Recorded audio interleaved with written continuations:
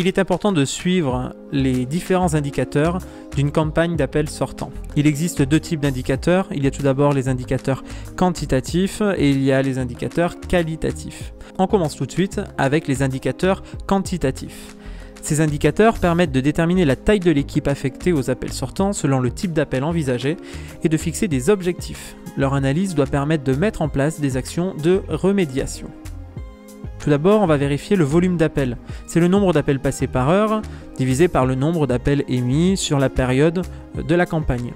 Si cet indicateur est faible, il faut étoffer l'équipe de téléprospection et ou la faire monter en compétences en améliorant par exemple la formation sur le logiciel de phoning.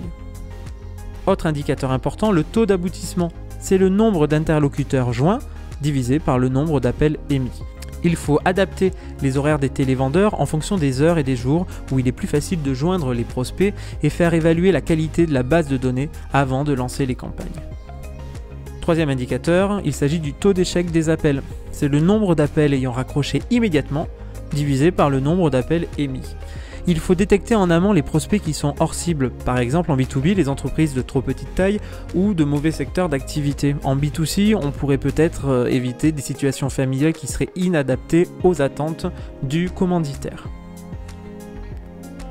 Quatrième indicateur, c'est la fréquence des appels. On va diviser le nombre d'appels d'un même prospect par le nombre d'appels émis. Rappeler trop souvent un prospect peut être une perte de temps et d'énergie. Il faut trouver l'équilibre qui va améliorer la productivité en jouant sur la quantité des appels, mais aussi le moment de la journée ou de la semaine où l'on appelle. Et enfin, on va vérifier le taux de relance. C'est le nombre de relances programmées divisé par le nombre d'appels émis. Si le taux est faible, il faut paramétrer l'outil de phoning pour prévoir des alertes et des relances automatiquement et former l'équipe à l'outil. À présent, on va s'intéresser aux indicateurs qualitatifs. Pour que chaque télévendeur puisse assurer une prestation de qualité, l'analyse de la pertinence de la communication et des outils utilisés est un objectif primordial. Du coup, on va utiliser les indicateurs qualitatifs pour évaluer la capacité du télévendeur à notamment capter le prospect. Et pour cela, on va utiliser le taux de refus d'entretien. Ensuite, on va pouvoir utiliser le ratio nombre de rendez-vous ou de ventes divisé par le nombre d'appels. Tout cela pour évaluer la capacité du vendeur à prendre des rendez-vous ou vendre.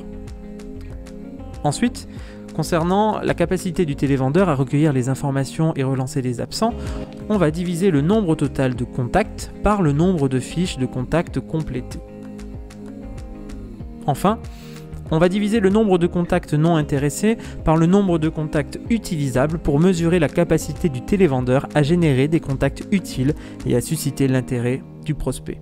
Il faut savoir que le logiciel de phoning va analyser également les conversations et permet même à partir de mots-clés de déclencher par exemple des mots à bannir pour le télévendeur, des problèmes liés à l'offre, etc. Il y a vraiment une analyse des conversations. C'est pour ça que quand vous appelez un service après-vente ou quand vous êtes contacté, on vous explique que la conversation peut être enregistrée.